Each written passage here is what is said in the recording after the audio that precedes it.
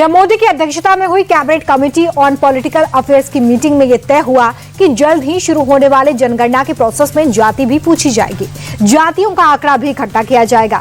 CCPA की meeting के बाद अश्विनी वैष्णव ने यह भी कहा कि जातिगत जनगणना को लेकर सरकार ने जो फैसला किया है वो इस बात का सबूत है कि मोदी सरकार के लिए समाज का हित सबसे पहले है और उसे लेकर सरकार पूरी तरह से तैयार है।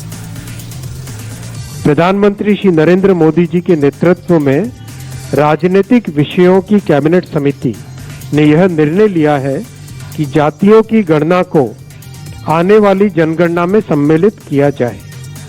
यह इस बात को दर्शाता है कि वर्तमान सरकार देश और समाज के सर्वांगीण हितों और मूल्यों के लिए प्रतिबद्ध है।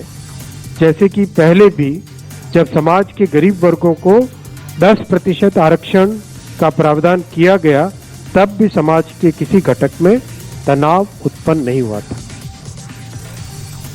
कास्ट सेंसस को लेकर राहुल गांधी ने खुद एक प्रेस कॉन्फ्रेंस की और कहा कि सरकार ने जो भी फैसला किया है वो उनकी कोशिशों का ही नतीजा है।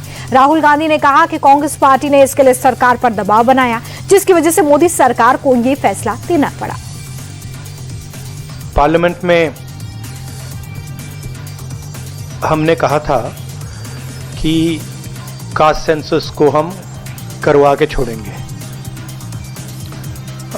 और हमने ये भी कहा था कि 50% की जो कैप है, जो आर्टिफिशियल दीवार लगा रखी है, उसको भी हम तोड़ के हटाएंगे। पता नहीं क्या हुआ, सडनली 11 साल बाद नरेंद्र मोदी जी कहते थे कि सिर्फ 4 जाते हैं, सडनली कास्ट सेंसस का अनाउंसमेंट किया। हम इसको सपोर्ट करते हैं, पूरी तरह सपोर्ट करते हैं, मगर हम टाइमलाइन चाहते हैं। हम जानना चाहते हैं ये कब तक होगा। इसके बाद तेजस्वी यादव ने यह भी दावा कर दिया कि मोदी जी ने जो फैसला लिया है वो मजबूरी में लिया है। दरअसल बिहार में चुनाव है और बिहार के चुनाव को देखते हुए यह फैसला लिया गया है, लेकिन बिहार की जनता असलियत समझती है। तेजस्वी यादव आगे ये भी कह रहे हैं कि जातिगत जनगणना का फैसला समाजवाद की जीत है। सुनिए। देखिए, ये हम लोगों की 30 वर्ष पुरानी मांग रही है और ये हमारे पुरखों की जीत है, समाजवादियों की जीत है, लालू जी की जीत है। पहली बार 17 महीने में किसी राज्य ने अपने बलबूते जो है कराया, तो वो महागठबंधन हमारी सरकार थी। तब जो है बिहार में जाति आधारित गणना हुई और पूर्व में भी इससे पहले हम पूरे बिहार के सभी दल के लोगों को लेकर के प्रधानमंत्री जी से मिलने गए थे। तब प्रधानमंत्री जी ने मना कर दिया था। पार्लियामेंट में इनके कई केंद्रीय मंत्रियों ने मना किया, लेकिन आज हम लोगों की ताकत देखिए, समाजवादियों की ताकत देखिए कि इनको हमारे ही एजेंडे पर जो है काम करना पड़ रहा है। तो अब हमारी अगली लड़ाई ये होगी कि जब ये जनगणना होगी जिसमें इंक्लूड किया जाएगा कास्ट सेंसस का भी, तब उसके बाद जब नतीजे आएंगे तो पूरे देश में और पूरे देश के जो विधानसभा चुनाव में हमारी मांग रहेगी कि पिछड़ों और अति पिछड़ों के लिए भी, जैसे दलित और आदिवासी भाइयों का आरक्षित सीटें हैं, उसी प्रकार से पिछड़ों और अति पिछड़ों का भी जो है आरक्षित सीटें जो है वो करनी पड़ेगी। वहीं बिहार की डेप्यूटी चीफ मिनिस्टर सम्राट चौधरी ने कहा कि अब तक जो नेता रंगसियार बनकर घूम रहे थे, पिछड़ों और दलितों को जातिगत जनगणना के मुद्दे पर बहकाने की कोशिश कर रहे थे, मोदी ने उनके मंसूबों पर पानी फेर दिया है। देश के यशस्वी प्रधानमंत्री आदरणीय नरेंद्र मोदी जी को मैं विशेष तौर पर धन्यवाद देता हूँ, बधाई देता हूँ। बिहार और पूरा देश आज नरेंद्र मोदी जी को याद कर रहा है, जिन्होंने जातीय जनगणना के साथ जोड़ने का काम किया है। बिहार और पूरा देश आज नरेंद्र मोदी जी को विशेष तौर पर बधाई देता है और साथ ही साथ क्योंकि कई पार्टी सिर्फ जातीय जनगणना को राजनीतिकरण करने का काम कर रही थी, इसलिए आज नरेंद्र मोदी जी को मैं फिर से बधाई देता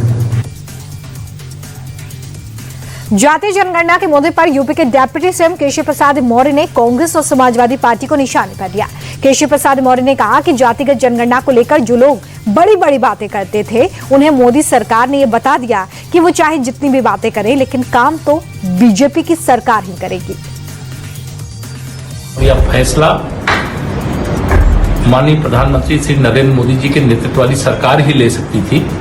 कांग्रेस ने देश में 60 साल शासन किया और जब सत्ता से बेदखल हो गए, जब पिछड़ी जाति के एक गरीब माँ बाप के बेटे को देश की सत्ता देश की जनता ने सौंपी, तो वह जाति जनगणना की मांग करने लगे। लेकिन आज का जो केंद्रीय कैबिनेट का फैसला है, कांग्रेस के जो नेता हैं श्री राहुल गांधी जी और उनकी कंपनी, उनके मुंह पर ये करारा तमाचा है।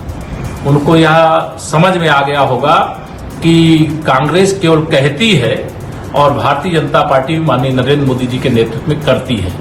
उत्तर प्रदेश में समाजवादी पार्टी जो फर्जी पीडीए का ढोंग कर रही थी, आज उस पीडीए का ढोंग का भी पर्दाफाश हो गया है। वहीं समाजवादी पार्टी के नेता रविदास मल्होत्रा सामने आए। उन्होंने कहा कि बीजेपी सरकार ने जो फैसले किए हैं वो समाजवादी पार्टी की जीत है। समाजवादी पार्टी शुरू से ही कहती आई है कि जिसकी जितनी हिस्सेदारी उसकी उतनी भागीदारी, और इसलिए अब दलितों और पिछड़ों को उनका हक मिलेगा। समाजवादी पार्टी बहुत लंबे समय से जातीय जनगणना कराने की मांग कर रही थी। आज उस मांग को सरकार ने स्वीकार कर लिया है। ये देश के दलितों और पिछड़ों की जीत है। समाजवादी पार्टी ये चाहती है कि जिसकी जितनी संख्या हो उसकी उतनी भागीदारी हो। जातीय आधार पर जनगणना के बाद देश के दलितों को, पिछड़े वर्ग के लोगों को और कमजोर वर्ग के लोगों को उनका न्याय, अधिकार, हक और सम्मान मिलेगा।